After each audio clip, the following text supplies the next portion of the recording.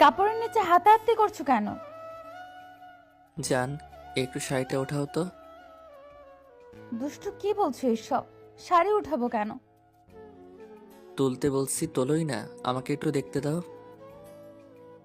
এসব কি বলো? তোমার মুখে কি কিছু আটকায় না? হ্যাঁ, আবার কি করলাম? এই সামান্য কথাতে তুমি রেগে যাচ্ছ কেন জান? রেগে যাবে না তো কি করবে? তুমি এসব উল্টাপাল্টা কি কথা বলছো? হ্যাঁ, শাড়ি তুলতে হবে কেন? আর তুমি কি সব দেখবে বলছো? এত কথা পেঁচাচ্ছ কেন? তুলতে বলছি, তোলোই না। শাওন, আমাদের কিন্তু এখনো বিয়েই হয়নি। তুমি তার আগে এসব কথা বলছো। দেখো, এরকম করো না জান, তাহলে কিন্তু আমার। তাহলে তোমার কি শুনি? নাকি আমার থেকে অনেক বেশি ভালোবাসা চাইবে জান? শাওন, উল্টাপাল্টা কথা বলো না তো, আমার মাথায় রাগ উঠে যাবে। তখন কিন্তু আমি তোমার সাথে দেখাই করব না। দেখো, আমি তোমাকে তুলতে বলেছি, তুমি তুলবে কিনা। যদি না তোলো তাহলে কিন্তু আমি অনেক রেগে যাব। আর তখন কিন্তু তোমার সাথে কথাও বলবো না। পারবে তো আমাকে ছাড়া থাকতে? একটা বার তোমার কলটা রিসিভ করব না, তোমার সাথে কথা বলবো না, দেখা করব না। আমাকে ছাড়া নাকি তুমি একটা মুহূর্ত থাকতে পারো না? তাহলে আমি যদি তোমার সাথে সম্পূর্ণ যোগাযোগ বন্ধ করে দেই, থাকতে পারবে তো? বেবি, তুমি বুঝতে পারছো না বিয়ের আগে এসব ঠিক না। প্লিজ একটু বোঝার চেষ্টা করো। কেন এরকম পাগলামি করছো? আমি কি তোমাকে কম ভালোবাসি বলো? আমি তো তোমাকে বলেছি আমাদের বিয়েটা হোক। আমি তোমাকে অনেক বেশি ভালোবাসবো, সম্পূর্ণভাবে উজাড় করে ভালোবাসবো। তুমি যা চাও তার থেকে বেশি ভালোবাসবো, তোমাকে অনেক আদর করে দিব। তাও প্লিজ এখন এমন কিছু চেও না যেটা আমার পক্ষে দেওয়া সম্ভব না।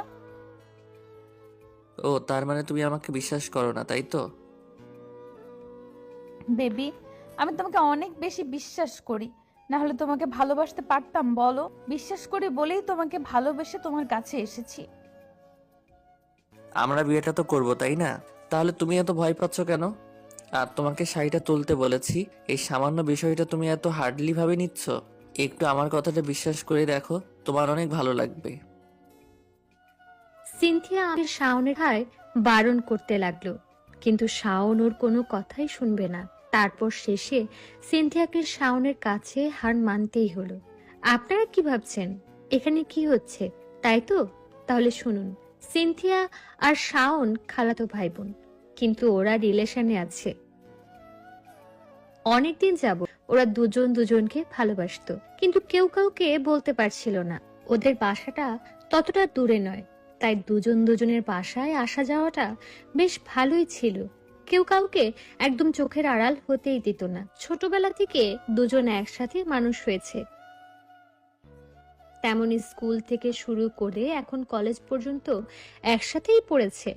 তারপর যখন দুজন দুজনের অভাব আর ভালোবাসাটা ফিল করতে পেরেছিল, তখন আর কোনো উপায় না পেয়ে একে অপরের কাছে এসেছিল, কিন্তু কেউ কাউকে বুঝতে দিচ্ছিল না আর বোঝাতেও পারছিল না।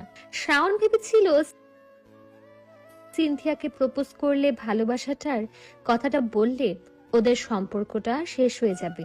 আর সিনথিয়ার ঠিক তেমনই ভেবেছিল, কেউ কাউকে বলতে পারছিল না। তারপর একটা পর্যায়ে দুজন দুজনকে অনেক বেশি ভালোবেসে ফেলে। তখন সিনথিয়া শাওনের একটা ফ্রেন্ডের মাধ্যমে জানতে পারে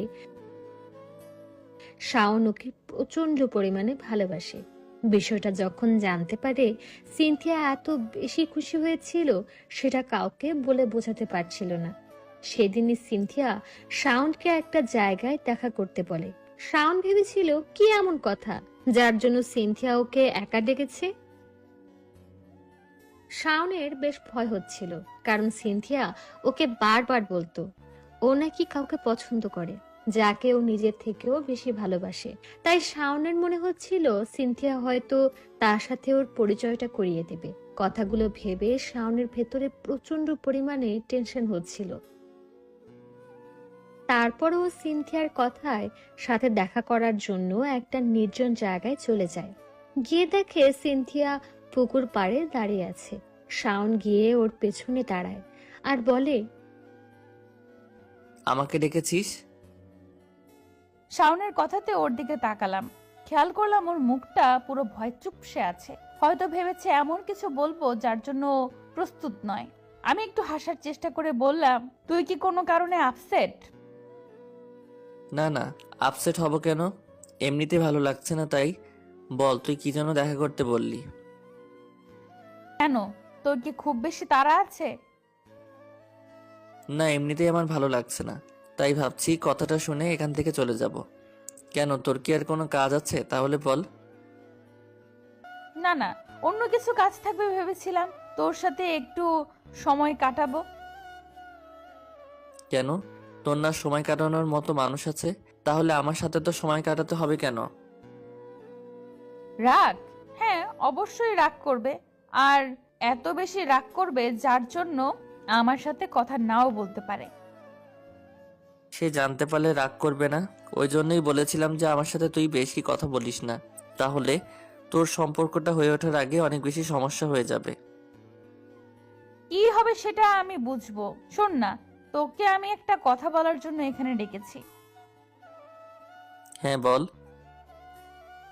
জানিস, আমি না জানতে পেরেছি আমি যাকে ভালোবাসি সেও আমাকে অনেক বেশি ভালোবাসে। আর এত বেশি ভালোবাসে যে সব সময় আমাকে হারানোর ভয় থাকে, যার জন্য না আমাকে একটাবার বলতে পর্যন্ত সাহস পায়নি যদি আমি তাকে ভুল বুঝে দূরে সরিয়ে দেই, তার জন্য যোগাযোগ না করি, কখনো রাগ করে দূরে সরে যাই, সেজন্য আমাকে একটাবার বলতে পর্যন্ত পারেনি। তাহলে তো অনেক ভালোই, তুই তাকে বলে দে তুই তাকে ভালোবাসিস, তাহলেই তো তার ভয়টা কেটে যায়। আমি ভাবছি সেটাই করব, কিন্তু জানিস তো মেয়েরা নাকি কথাগুলো আগে বলতে পারে না, ছেলেদেরই বলতে হয়। আর গাধাটাকে দেখ, একটা বার আমাকে বলতেই পারেনি আমাকে কতটা ভালোবাসে। একটা বার আমার সামনে এসে সাহস করে যদি বলতো ও আমাকে পছন্দ করে, আমাকে জীবন সাথী হিসেবে চায়, তাহলে কি আমাকে বারণ করতাম বলো? আমি কি চাই, আমার মনটা কি চাই বোঝার চেষ্টা করলো না, শুধু বারবার ভয় পেয়ে আমার থেকে দূরে সরে গেল। হয়তো তোকে হারানোর ভয় থাকে, তাই জন্য বলতে পারে না। আর এটা তোকে কে বলেছে যে এই কথাগুলো আগে মেয়েরা বলতে পারে না? এখন আধুনিক যুগ, যে কেউ একজন বলে দিলেই হয়। আর যদি তুই তাকে এতই ভালোবেসে থাকিস, এতই নিজের করে পেতে চাস, তাহলে আর দেরি করিস না। যখন জানতে পেরেছি সে তোকে ভালোবাসে, তাহলে বলে দে, তাহলে তো তোদের মাঝে আর কোনো বাধা থাকবে না, সে তোকে আপন করে নিতে পারবে। আমিও না ঠিক তেমনটাই ভেবেছি, তাই ভেবেছিলাম আজকে ওকে কথাগুলো বলে দিব, কিন্তু কিভাবে বলবো লজ্জায় বলতেই পারছি না। আমার না বলতে কেমন লজ্জা লাগছে, তাহলে যখন বলবো তখন কি অবস্থা হবে ভাব একবার। ভয় আর কষ্টে শাওনের বুকের ভেতরটা বারবার দুমে মুচড়ে যাচ্ছিল। তারপরও নিজেকে স্বাভাবিক রেখে সিনথিয়াকে বলছিল, আর এত ভয় পাওয়ার কি আছে? আর লজ্জা কিসের? ভালোবাসতে যখন পেরেছিস, তাহলে লজ্জাটা দূরে সরিয়ে রেখে মনের কথাগুলো বলে দে, দেখ সব ঠিক হয়ে যাবে। আমিও না ঠিক সেটাই ভেবেছি, আজকে যে করেই হোক ওকে আমার বলতে হবে। কারণ জানিস তো, কলেজে পা রাখার পর থেকে আমি না ওর অভাবটা নিজের লাইফে অনুভব করতে পারছি। কারণ আমি ওকে ছাড়া একটা মুহূর্ত কল্পনাও করতে পারি না। সব সময় আমার না ওর বুকে মাথা দিয়ে শক্ত করে জড়িয়ে ধরে রাখতে ইচ্ছে করে, জানিস তো। এই জন্যই বললাম সব ভয় আর লজ্জাটাকে পেছনে রেখে বলে দে, শোন, আমার এখানে থাকাটা ঠিক হবে না। তোর বয়ফ্রেন্ড আমাকে তোর সাথে দেখলে হয়তো অনেক ভুল বুঝবে, তোদের সম্পর্কটা হওয়ার আগে নষ্ট হয়ে যাবে। তুই থাক, আমি চলে যাচ্ছি, কেমন? আর যদি কোনো সমস্যা হয় আমাকে জানাস, কেমন? আমি সলভ করার চেষ্টা করব। যদি বলতে না পারিস আমাকে বলিস, আমি ওকে দাঁড়িয়ে থেকে বলে দিব। তুই চলে গেলে কি করে হবে বলতো? তুই থাকলে তো আমি সাহস পাবো, প্লিজ যাস না। আর তুই না থাকলে আমি বলবো কি করে? ভালো যখন বাঁচতে পেরেছিস তাহলে বলতেও পারবি, তাই প্লিজ আর আমাকে আটকাস না, যেতে দে। আমি এখানে থাকতে পারবো না রে। আর কি বললি তুই? আমি না থাকলে কি করে বলবি মানে? সত্যি তো, তুই না থাকলে কি করে বলবো? প্লিজ যাস না, একটু ওয়েট কর, আমি আজকে ঠিক বলবো, দেখিস। শাওনের বুকটা ফেটে যাচ্ছে, তারপরও চুপচাপ সেখানে দাঁড়িয়ে আছে। সিনথিয়া বুঝতে পারছে শাওনের মধ্যে ভয় আর ওকে হারানোর শঙ্কাটা কাজ করছে। ওর চোখে পানি টলটল করছে। সিনথিয়া একটা হাসি দিয়ে হঠাৎ করে বলে ফেলল, তোর চোখে পানি কেন? হ্যাঁ, তুই ভয় পাচ্ছিস হারিয়ে ফেলবি আমাকে? মানে তুই কি বলতে চাইছিস? আমি তো বুঝতে পারছি না। এত কিছুর পরও তুই কিছু বুঝতে পারছিস না? তুই তো খুব ভালো করেই জানিস, তারপরও কেন বুঝতে চাইছিস না? তুই কি বলতে চাইছিস? সত্যি আমি বুঝতে পারছি না, প্লিজ একটু খুলে বল। ভালোবাসিস আমাকে? সিনথিয়ার কথাতে শাওনের চোখ বড় বড় করে ওর দিকে তাকিয়ে রইল। সিনথিয়ার মুচকি হাসি দিয়ে ওর কাছে এগিয়ে আসলো। তারপর ওর চোখের দিকে তাকাতেই শাওন চোখ জোড়া নামিয়ে নিল। সিনথিয়া এরকম কথা শুনে শাওন অনেকটা ভয় পেয়ে গেছে। তারপর যখন ভাবতে শুরু করেছে সিনথিয়ার অন্য একটা ছেলেকে ভালোবাসে, তখন শাওন ভাবলো যে এখন এই কথাটা না প্রকাশ করাই ভালো। তাই বলতে লাগলো, কি বলছিস এসব? আমি তোকে ভালোবাসতে যাব কেন? আর তাছাড়া তুই তো আমার খালাতো। হ্যাঁ, আমি তোর খালাতো বোন, কিন্তু আপন নই। আর তুই আমাকে ভালোবাসিস সেটা আমি খুব ভালো করেই জানি, কিন্তু সেটা ভয় পেয়ে বলতে পারিসনি। ছাড় না ওসব কথা। আমি তোকে ভালোবাসতে যাব কেন? আর তাছাড়া তোর তো বয়ফ্রেন্ড আছে। কেন ছাড়বো? তুই তো আমাকে ভালোবাসিস, তাহলে বলতে পারিসনি কেন? এত ভয় পাস কিসের জন্য? হ্যাঁ, বল আমাকে। থাক না এসব কথা। তাছাড়া আমি ভালোবাসলে কি তার কোনো গুরুত্ব নেই? তুই তো আর আমাকে ভালোবাসবি না, তাহলে এসব কথা বলে কি লাভ? আমরা ভাই বোন আছি, সেটাই না হয় থাকি। তাছাড়া তুই তো অন্য কাউকে ভালোবাসিস, এসব কথা চিন্তা করতে হবে না। আচ্ছা তুই থাক, আমি চলে যাচ্ছি, কেমন? সিনথিয়া হঠাৎ করে শাওনকে জড়িয়ে ধরল আর ওর বুকে মুখ গুজে দিল। সিনথিয়ার হঠাৎ এরকম কাণ্ড কারখানা শাওন স্তব্ধ হয়ে গেল, আর পাথরের মূর্তির মতো সেখানেই দাঁড়িয়ে আছে। সিনথিয়া ওর বুকে মুখ গুজে দিয়ে কিছুক্ষণ চুপ করে থাকলো। তারপর একটা পর্যায়ে ফুপিয়ে উঠতে লাগলো। শাওন বুঝতে পারল না সিনথিয়ার এই কান্নার মানেটা, আর ওকে এভাবে জড়িয়ে ধরেছে কেন। সিনথিয়া যখনই কান্না করে উঠল, শাওনের বুকের ভেতর কেমন যেন একটা মোচড় দিয়ে উঠল।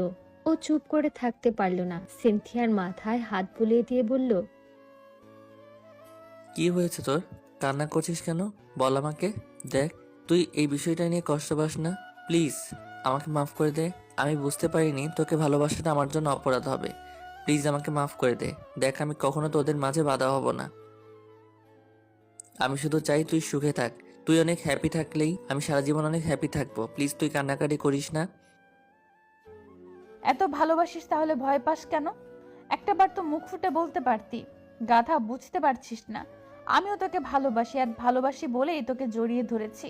তুই কি করে ভাবলি সারা জীবন যার সাথে ছোটবেলা থেকে খেলা করে এসেছি সে আমার খেলার সাথী? যে কিনা সব সময় আমাকে আগলে রাখতো, একটু চোট পেতেই সব সময় বুকে জড়িয়ে নিয়ে আদর করে দিত। তোকে ছেড়ে আমি কেন অন্য কাউকে ভালোবাসতে যাব? এত নিষ্ঠুর ভাবে আমাকে, এত স্বার্থপর ভাবিস? তোর এই ভালোবাসার প্রতিদান আমি বুঝতে পারবো না? তুই এটা কি করে ভাবলি? শাওন সিনথিয়ার কথাতে চুপচাপ হয়ে গেল। ও যেন নিজের কানকে বিশ্বাস করতে পারছে না। শাওন কোনো কথা বলছে না দেখে সিনথিয়া ওকে ছাড়িয়ে নিয়ে মুখের দুই পাশে হাত দিয়ে বলতে লাগলো, তুই আমার কলিজা, আমার বেবি, আমার পাগলটা, প্লিজ আমাকে একটা বার বুকে জড়িয়ে নে। দেখ, আমি তোকে সত্যি অনেক বেশি ভালোবাসি। তোর বিশ্বাস হচ্ছে না তো? দেখ, আমরা দুজন দুজনকেই ভালোবাসি, কিন্তু বলতে ভয় পাচ্ছিলাম, কারণ তুই তো চাস না আমি তোকে দূরে সরিয়ে দেই। আর আমিও চাই না তুই আমাকে দূরে সরিয়ে দে, তাই ভয়ে কেউ কাউকে বলতে পারি না। প্লিজ আমাকে একটা বার বুকে জড়িয়ে নে। সিনথিয়ার কথাটা শেষ হওয়ার আগেই শাওন ওকে বুকের সাথে শক্ত করে জড়িয়ে নিয়ে অনেক কান্না করছিল সেদিন। দুজন দুজনকে এমন করে কাছে পাবে সেটা কেউ ভাবতেও পারেনি। তাই তারপর থেকে ওদের রিলেশনটা শুরু হয়ে যায়। কিন্তু বাসার কেউ জানতো না আর ওরা দুজন দুজনকে এত বেশি ভালোবাসে। ভেবেছিল যে পরিবার মেনে না নিলে পালিয়ে গিয়ে বিয়েটা করবে, তারপর হয়তো পরিবারের সবাইকে ওদের মেনে নিতে হবে। তো দুজন দুজনকে ছাড়া একটা মুহূর্তও থাকতে পারে না। আজকে শাওনের আব্বু আম্মু বাসায় নেই, তাই শাওন সিনথিয়াকে কল করে তখন সিনথিয়া ওর সাথে দেখা করার জন্য একান্তে সময় কাটানোর জন্য ওদের বাসায় আসে। আর তারপর শাওন ওকে নিয়ে রুমে যায়। আর তখন যেটা হলো সেটা তো আপনারা জানতেই পারলেন। এই, আপনারা আবার উল্টা কিছু ভাববেন না তো? সিনথিয়া শাওনের কথা শুনছে না দেখে শাওন একটু রাগে চোখে ওর দিকে তাকাতে তখন সিনথিয়া বিছানায় বসে পড়ল। তারপর শাড়িটা একটু তুলতেই তখন শাওন ওর পকেট থেকে একজোড়া নূপুর বের করে তারপর ওর পায়ে পরিয়ে দিল। এমন কিছু দেখে সিনথিয়া ওর দিকে অবাক হয়ে তাকিয়ে রইল। শাওন খেয়াল করলো সিনথিয়ার পায়ে নূপুর জোড়া এত সুন্দরভাবে লেগেছে যেটা ও আগে কল্পনাও করতে পারেনি। শাওনের পরানো হয়ে গেলেও সিনথিয়ার পায়ে দুইটা কিস করে বলল, অনেক সুন্দর লাগছে জান। বেবি, আমি না তোমাকে ভুল বুঝেছিলাম। আমি ভেবেছিলাম তুমি অন্য কিছুর জন্য এইভাবে আমাকে বলছো। প্লিজ তুমি কিছু মনে করো না। আমি সত্যি অনেক সরি জান। হ্যাঁ, সেটা তো ভাববেই, কারণ আমি তো একটা বখাটে বাজে ছেলে, ওই জন্য তুমি এমনটা ভেবেছো, তাই না? বললাম তো সরি। প্লিজ বেবি, তুমি কিছু মনে করো না। আমি ভেবেছিলাম তুমি বিয়ের আগে আমার সাথে ওসব। আমি তোমাকে বলেছিলাম না তুমি আমার উপর বিশ্বাস করতে পারো, কিন্তু তুমি আমার উপরে সামান্য বিশ্বাসটুকু করতে পারোনি, তাই তো? আমি আজকে তোমার ব্যবহারে অনেক কষ্ট পেয়েছি বেবি। বললাম তো জানটা সরি। আর কখনো এরকম ভাবে অবিশ্বাস করব না। আমি ভয় পেয়ে গিয়েছিলাম। ভেবেছিলাম তুমি আমাকে আদর করতে চাইছো। জান, বিয়ের আগে আমি তোমাকে কখনো দিতে পারবো না এসব। ঠিক আছে জান, আমি খুব শীঘ্রই তোমাকে বিয়ে করার ব্যবস্থা করব। দেখো, আমি যে করেই হোক আমার আব্বু আম্মুকে রাজি করাবো। আর আমার আব্বুর মতো তোমাকে মেয়ের চোখে দেখে যখন তোমাকে বিয়ে করতে চাইবো, ওরা আমাদের ঠিক মেনে নিবে জান। আমাদের ভিডিওটি কেমন লেগেছে তা কমেন্ট করে জানাতে ভুলবেন না। আর ভিডিওটি যদি ভালো লেগে থাকে তাহলে একটি লাইক করুন আর সাবস্ক্রাইব করে আমাদের পাশেই থাকুন। ধন্যবাদ সবাইকে আমাদের পাশে থাকার জন্য। আল্লাহ হাফেজ।